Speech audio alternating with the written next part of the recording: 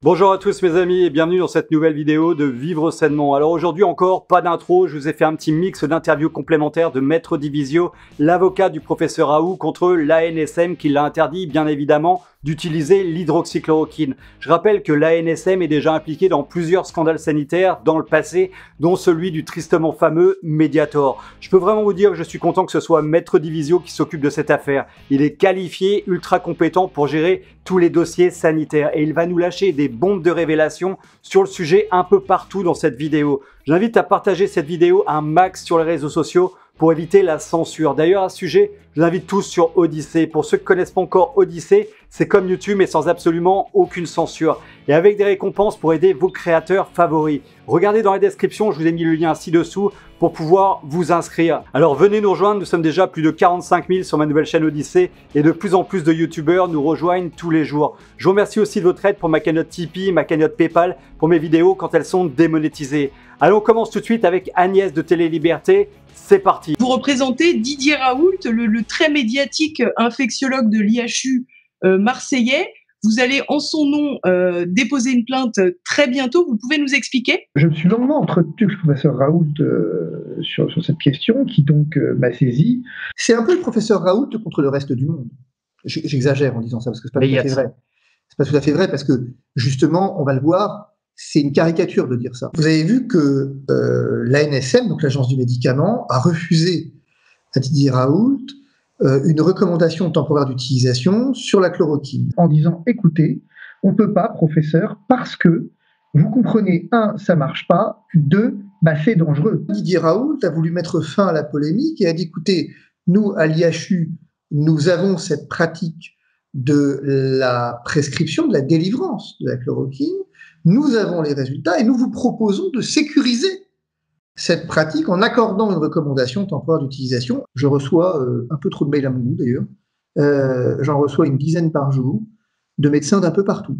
Mais c'est assez surprenant d'ailleurs, d'un peu partout vraiment, hein, qui disent mais moi je l'ai testé, ça marche. Je l'ai testé sur moi, je l'ai testé sur machin, je l'ai testé sur truc, ça marche. J'ai personne qui m'a encore dit je l'ai testé sur moi, je l'ai testé sur quelqu'un, sur un patient et ça n'a pas marché. Ce que j'ai, c'est des gens qui me disent ça ne marche pas. Et contre toute attente, l'ANSM a refusé. Sauf que cette même agence du médicament avait 2 mois auparavant, 3 mois auparavant, au mois de juillet, accordé une autorisation, cette fois-ci temporaire d'utilisation, au Remdesivir, qui lui était notoirement inefficace, et je vais y venir, et effectivement spécialement dangereux. Aujourd'hui, prescrire de la chloroquine, prennent un risque, c'est incontestable. Même quand ils prescrivent de l'azithromycine, ils prennent un risque. Alors que c'est un macrolide, quoi. Même quand ils prescrivent de la vitamine D, finalement, ils prennent un risque. Et donc, on en arrive à un moment à dire, on est dans une situation où tenter de soigner, c'est prendre un risque. Ben ouais, mais on pourrait mettre face à ça une objection, qui est qu'à force de ne plus prendre le risque de soigner, on ne prendra plus le risque de guérir. Alors évidemment, Didier Raoult s'en indigne en faisant valoir 2 choses extrêmement importantes. La première, c'est qu'il n'y a pas de risque avec un médicament qui est utilisé depuis plus de 50 ans et dont quand même les données de l'assurance maladie montrent qu'il a été consommé c'est des millions de comprimés qui ont été consommés sans ordonnance avant qu'effectivement il ne soit inscrit sur la liste des substances vénéneuses. Ce qu'il faut savoir, c'est que quand l'ANSM a accordé au Remdesivir l'autorisation donc de provisoire de mise sur le marché, une ATU, eh bien, 2 jours plus tard, le Haut Conseil de santé publique, lui, au terme de ces débats qui sont publics, et on a les transcriptions, disait que c'était inefficace, cher, et qu'aucune preuve de l'efficacité clinique n'avait été apportée. Deuxième élément, il trouve à bon droit que la NSM n'a pas toujours été aussi scrupuleuse, et qu'on peut raisonnablement s'étonner que, alors qu'on lui refuse une recommandation d'utilisation sur la chloroquine, le Remdesivir, lui, bénéficie d'une AMM européenne et d'une autorisation temporaire d'utilisation, alors qu'il est notoire que celui-ci n'a que des risques, ne présente que des risques. L'objet du débat, c'est qu'il se passe un truc qui a l'odeur du scandale de santé publique, qui a la couleur du scandale de santé publique, qui a la forme du scandale de santé publique.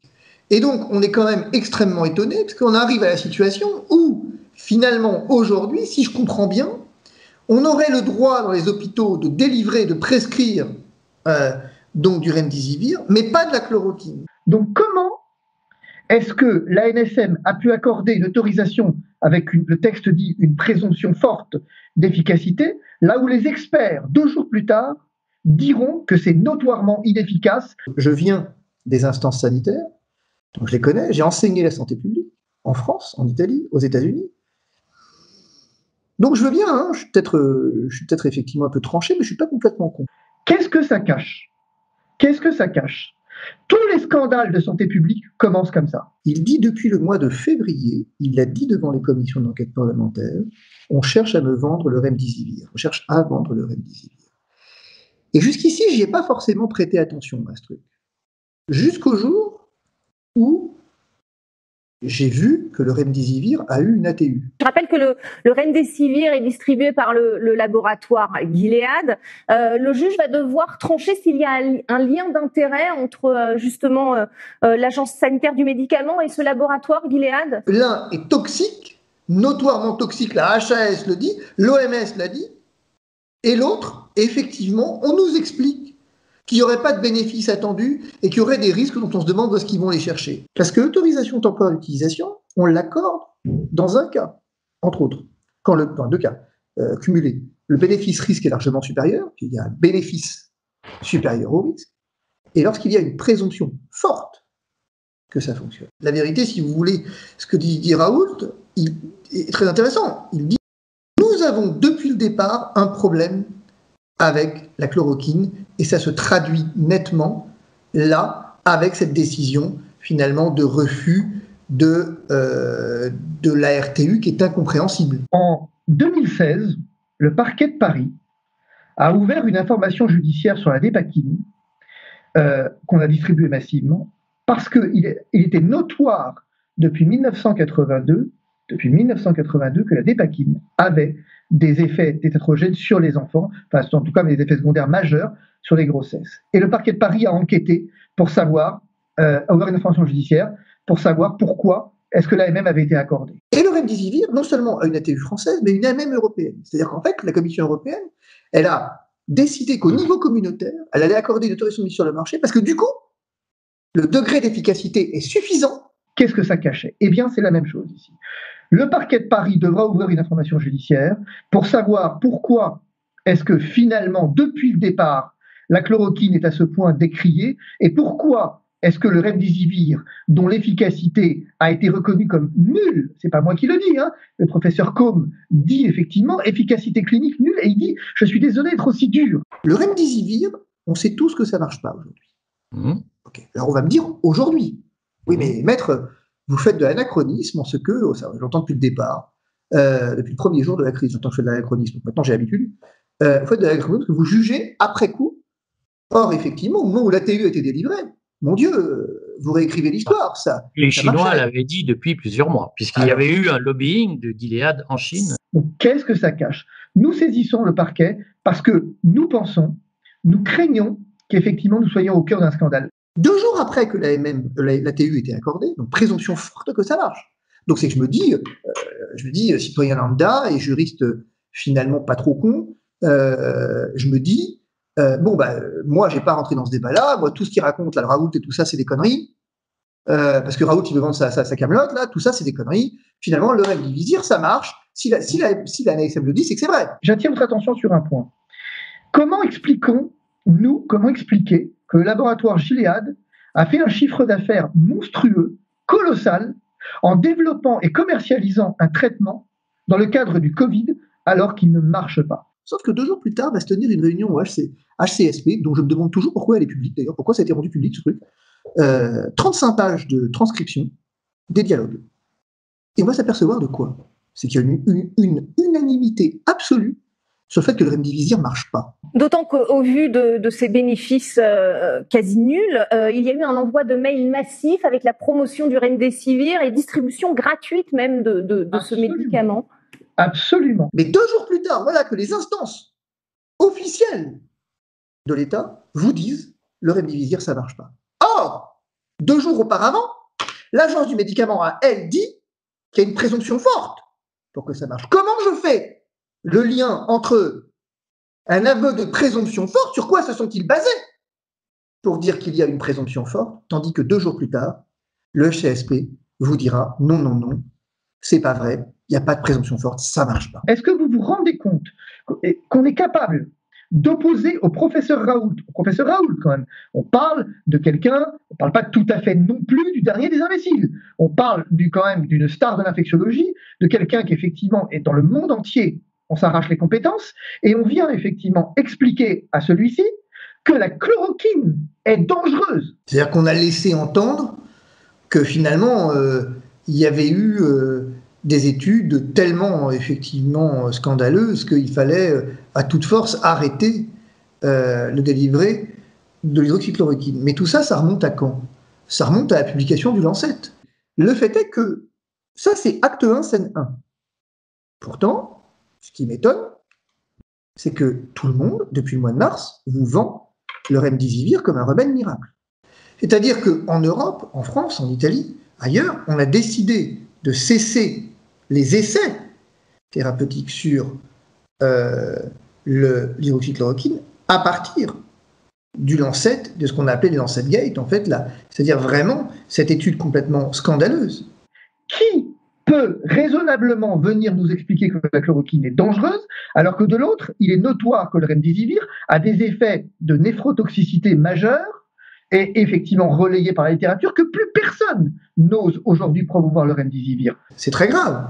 On a retiré des essais cliniques un médicament qui était porteur d'espoir à l'heure où on va reconfiner. Tout ça à cause d'une étude foireuse. Mais maintenant que c'est plus le cas, où sont les indignations de ce que l'ANSM ait trompé la communauté scientifique? Je veux dire, la communauté scientifique devrait, quelque part, elle, faire un procès à l'ANSM en disant, mais attendez, votre boulot, c'est la pharmacovigilance. C'est important, la pharmacovigilance. Dans l'affaire du Mediator, vous vous êtes fait choper la main dans le sac. Dans l'affaire de la Dépakine, vous vous êtes fait choper la main dans le sac. Je veux dire, dans l'affaire du Levothyrox, vous vous êtes chopé la main dans le sac. Mais quelle indécence de la part de la NSM de venir dire que la chloroquine n'a pas de présomption simple d'efficacité, là où le remdesivir avait, lui, une présomption forte d'efficacité. Nous sommes dans un mensonge d'État, nous sommes dans un mensonge, encore un, j'ai envie de dire, ça fera jamais qu'un de plus, dont il faudra effectivement déterminer les causes. Non seulement ça ne marche pas, mais ça a des effets secondaires. C'est notoire. Mais ça, curieusement, la NSM a du mal à en parler. Elle dit « je sais pas ». Le HCSP dit « je sais pas ». La communauté scientifique dit « ah, c'est pas clair, on ne sait pas si c'est lié ». Le traitement à l'hydroxychloroquine est utilisé par des pays frontaliers, est utilisé par des pays d'Afrique qui se rient. Moi, j'ai régulièrement, là, depuis quelques jours, des mails de professeurs de médecine africains, mais qui ne comprennent pas ce débat, effectivement, sur l'hydroxychloroquine. Est-ce que ça marche? Je le dis, je sais pas. Mais là où, quand même, un peu bizarre, c'est qu'on commence à dire « oh là là, c'est super dangereux la chloroquine. C'est super dangereux. On a dû arrêter en urgence les essais cliniques. » Je me souviens d'un article que j'avais vu à Nice. « oh là là, l'hôpital de Nice a arrêté parce qu'il y a eu un allongement du segment QT. Oh là là, au secours, au secours !» Il est toujours utilisé, y compris en France d'ailleurs, avec des médecins qui témoignent de leur efficacité, son efficacité premier élément, mais surtout, vous avez entendu le ministre de la Santé marocain venir expliquer que lui, qu'effectivement, il y avait une promotion de l'hydroxychloroquine parce que ça fonctionnait. Et on vient dire, ça augmente la mortalité. Alors, encore une fois, je ne suis pas médecin, mais je ne suis pas complètement con non plus. Et on a au cabinet un staff international de gens qui sont, pour eux, généralement, on a des professeurs de Chicago, on a des professeurs de Paris, on a l'habitude de bosser dans des grosses affaires avec un gros staff médical qu'on paye et qui bosse avec nous. Et les mecs se gaussent, quoi. Le professeur Raoult, effectivement, lui, dit que ça fonctionne et il n'est pas le seul. Donc on focalise sur le professeur Raoult, mais il n'est pas le seul. Mais alors moi, j'ai quand même une question. Si l'hydroxychloroquine ne fonctionne pas, premier élément, pourquoi est-ce qu'on vient dire que c'est toxique alors qu'on sait que c'est pas vrai? Et on voit effectivement, notamment avec Recovery, que les études, le dosage qui a été utilisé, que c'est pas toxique. Même à haute dose, c'est pas toxique finalement. Et incontestablement. Alors pourquoi est-ce qu'on cherche absolument à faire dire que c'est toxique? Le professeur Raoult le dit très pertinemment, le montre, dit il y a un problème, c'est que dans les études préliminaires de Discovery, auxquelles on a accès de manière très indirecte, puisqu'il y a quand même une espèce là aussi de grosse omerta sur ces études, ça montre quoi? bien, ça montre que l'étude a été arrêtée brutalement. Et elle a été arrêtée quand? Elle a été arrêtée, je l'ai sous les yeux là, lorsqu'effectivement on montrait que l'hydroxychloroquine avait un résultat positif sur les décès, sur l'hospitalisation. C'est un médicament qui était en vente libre jusqu'à l'année dernière et on vient expliquer que c'est notoirement toxique. Ça vient de sortir. Et deuxième élément, pourquoi est-ce qu'on n'a pas accordé autant de précautions avec le remdesivir, dont on sait qu'il est notoirement inefficace? Comment je l'explique? Il y a deux explications possibles. Trois. La première, c'est qu'on a une communauté scientifique internationale qui est complètement nulle. C'est très inquiétant. Je sais pas. Je voudrais citer l'ANSM, justement, le courrier qu'elle a envoyé au professeur Didier Raoult. Elle dit, chez les patients à un stade avancé de la maladie, les manifestations cardiaques peuvent exposer à un surrisque. Alors, je sais bien, on nous dit, ouais, mais le dosage, c'était pas ça, tu comprends. Et puis, avec l'azithromycine, ok, on a qu'à aller voir là où ça a été fait, combien de morts à Raoult, en plus de son IHU. Je comprends pas, Raoult tue des gens et on le laisse bosser. Donc, il est protégé à ce point. Alors, au Maroc, il tue des gens, on les laisse bosser. En Italie, il tue des gens, on les laisse bosser. Je comprends pas ça. Enfin, si vous voulez, à un moment donné. Et le remdesivir, lui, par contre, ça pose problème à personne. C'est cette différence qui m'étonne. On voit bien que c'est à un stade avancé. Or, le professeur Raoult a toujours dit qu'il fallait donner l'hydroxychloroquine en début de maladie. Là aussi, il y a aussi une nuance. Et troisième explication, c'est qu'il y a peut-être quelques intérêts financiers en jeu. Et moi, je m'étonne du chiffre d'affaires de Gilead, de la progression du chiffre d'affaires de Gilead. On parle de 900 millions de dollars perçus grâce au remdesivir. Et sur un traitement, il paraît qu'il ne marche pas. Apparemment, il y a une unanimité. Il ne marche pas. Comment un laboratoire fait pour s'enrichir sur un traitement décrié par la communauté scientifique internationale, paraît-il? C'est une remarque très juste. On s'est évertué à faire en sorte, au niveau des doses, au niveau du moment où on donne, qu'effectivement, ça ne marche pas. On dit, ouais, mais vous comprenez, la chloroquine, ça ne marche pas. Peut-être, mais peut-être pas. Parce que si finalement on est capable de donner, et je vais y venir, une autorisation temporaire d'utilisation en invoquant une présomption forte et en mentant, quel degré de confiance je peux avoir ensuite dans les études? Au niveau de l'étude Discovery, il y a un truc extrêmement intéressant. Discovery était censé, la grande étude, qui était censée nous expliquer si oui ou non l'hydroxychloroquine fonctionnait. Est interrompu brutalement, alors qu'on voit qu'il y avait quand même une influence sur la mortalité. Alors les auteurs disent, parce qu'évidemment, il y a une chèque AFP, et les auteurs disent, mais n'importe quoi, on va interroger les auteurs de l'étude qui ont interrompu l'étude et qui, effectivement, eux, sont les avocats, évidemment, de l'étude. Et on voudrait qu'ils soient impartiaux. Eh bien, c'est ce que nous allons donner au parquet. Nous avons des résultats préliminaires dont on se garde bien de donner un caractère public, en tout cas d'avoir un caractère public sur ces derniers, les résultats préliminaires montrent que sur une cohorte de patients, eh bien, nous avions un effet sur la mortalité et sur la durée d'hospitalisation. Mais il aurait fallu confirmer ces résultats préliminaires par une inclusion, en fait, plus importante de patients, ce qui n'a pas été possible, parce que, précisément, on a arrêté en disant, non, vous comprenez, ça marche pas, c'est pas la peine d'aller plus loin. Ça arrache les vêtements quand on dit, il y a peut-être un trafic d'influence, là. Peut-être. Je dis pas qu'il y en a un, mais que ça mérite de se poser une question. Ils s'arrachent les vêtements, crient au scandale. Mais quand on leur dit, mais concrètement, alors, le remdesivir, pourquoi on l'a accepté? Ben là, c'est plus compliqué. Je suis étonné parce que la chloroquine, tout le monde, non, mais les plus virulents s'attaquent à la chloroquine. Évidemment, ces patients auraient mérité, cette cohorte aurait mérité à être augmentée et on aurait dû confirmer ces résultats, puisqu'on était là pour ça. Eh bien non, on a décidé qu'on allait interrompre l'essai parce que ça ne marchait pas et que voilà, ça ne servait à rien et qu'en plus c'était toxique, etc. On a le sentiment que c'est surréaliste ce que vous nous expliquez. C'est exactement pour cette raison que Didier Raoult entend saisir la justice pénale et dire nous avons un problème. Alors qu'est-ce que dit la NSM? Ça ne marche pas. Dans une décision de 8 pages, si je ne Tout à fait. Oui, enfin 8 pages, je peux faire 8 lignes parce que finalement c'est du blabla. Mais ça aussi, enfin bref. Mais j'ai connu la NSM moins prolixe. Hein. Mais le truc, c'est que non, ça marche pas. Et puis c'est dangereux en plus. C'est dangereux. Donc vous recommencez avec le c'est dangereux. Et puis bon, vous comprenez, en plus, effectivement, ça marche pas. Donc il n'y a même pas de présomption de ça. Moi, c'est exactement le même raisonnement qu'avec Agnès Buzyn.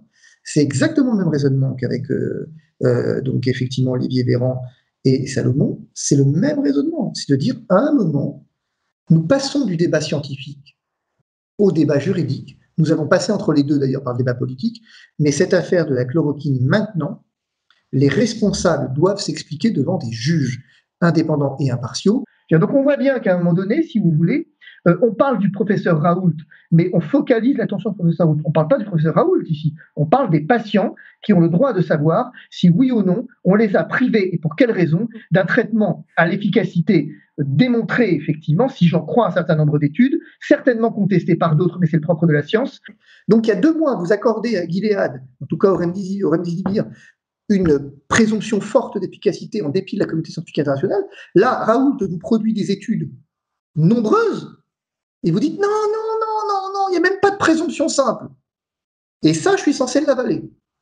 Et je suis censé avaler les choristes qui, en chœur, j'y répète, que non, mais vous comprenez, l'ANSM a raison, ça marche pas, c'est prouvé, point. Je vous rappelle que les scandales sanitaires mêlent toujours, peu ou prou, les agences sanitaires.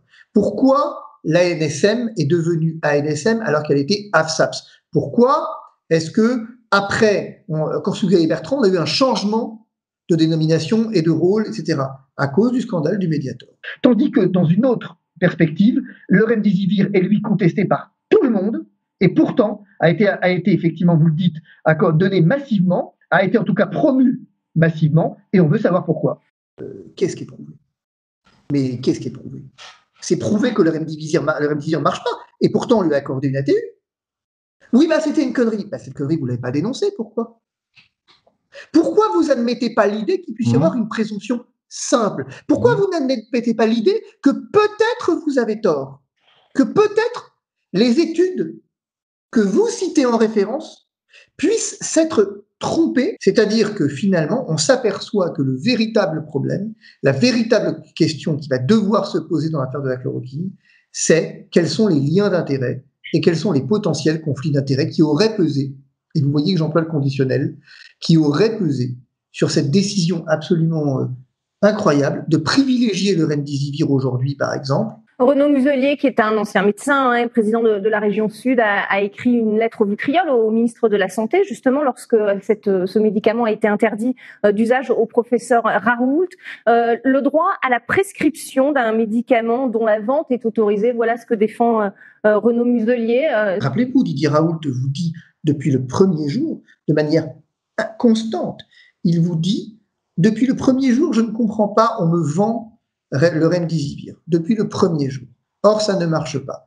Il est un des premiers à l'avoir dit, pendant que tout le monde disait que c'était une note d'espoir dans la lutte contre le Covid. Et pourquoi ne pas recommencer là où on s'est arrêté? Pourquoi ne pas reprendre l'étude du CHU d'Angers? Pourquoi ne pas reprendre là où on s'est arrêté avec Discovery sur un nombre? Oui, mais c'était bien. Alors, attention, l'argument qu'on nous donne et qu'a donné, vous avez lu, l'argument qu'ont donné les mecs de Discovery, non mais prolonger, ça aurait été jeter de l'argent par les fenêtres, disent les mecs qui quand même effectivement ont acheté des méthodes qui servent à rien et effectivement qui sont dangereuses. Extraordinaire comme phrase quand même. Ce que je vais défendre, c'est très simple. Je vais défendre une différence de traitement entre deux molécules dont l'une a généré un chiffre d'affaires colossal du laboratoire, qui a bénéficié d'une AMM européenne alors que tout le monde savait qu'elle ne marchait pas, qui a bénéficié d'une ATU en vertu d'une présomption forte, ce qui est un mensonge éhonté. Bon, à un moment, vous savez, il faut arrêter de débattre.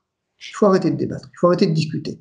Et je pense que Didier Raoult a cette pertinence d'esprit de dire, à un moment, on saisit le juge, puisqu'apparemment ce juge est capable de perquisitionner des ministres, il doit bien être capable de perquisitionner l'agence du médicament. Quelle est votre espérance que le Conseil d'État tranche vite, d'abord, et en faveur d'une DTU? Aucune. Alors pourquoi faire ce recours si vous pensez qu'il va échouer? Ah non, je n'ai pas dit qu'il allait échouer.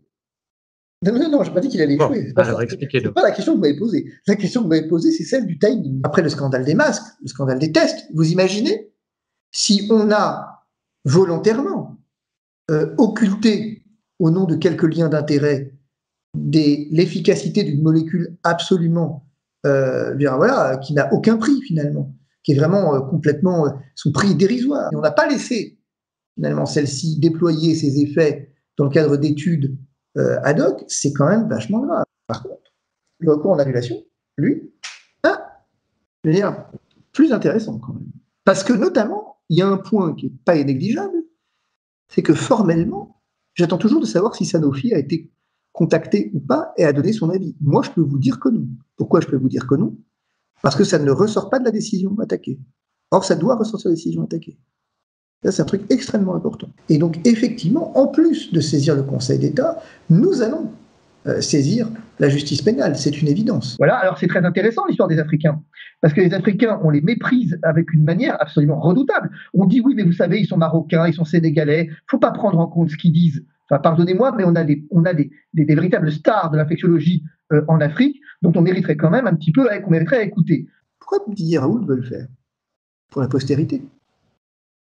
Si vous voulez, on va bien se mettre d'accord, Didier Raoult. Alors il y a Sanofi qui joue un peu un jeu, pas trop quoi, qui effectivement explique que le ministère lui aurait dit qu'il ne peut pas livrer à l'IHU s'il n'y a pas la RTU. Alors ça, Sanofi, ils n'ont pas trop intérêt à faire ça avec moi parce que voilà, bon bref, ils n'ont pas intérêt à faire ça avec moi. Ils ont essayé une fois dans un dossier et ils se sont souvenus qu'il ne fallait pas. Donc moi, ce que je veux savoir, c'est pourquoi une telle différence de traitement. C'est tout.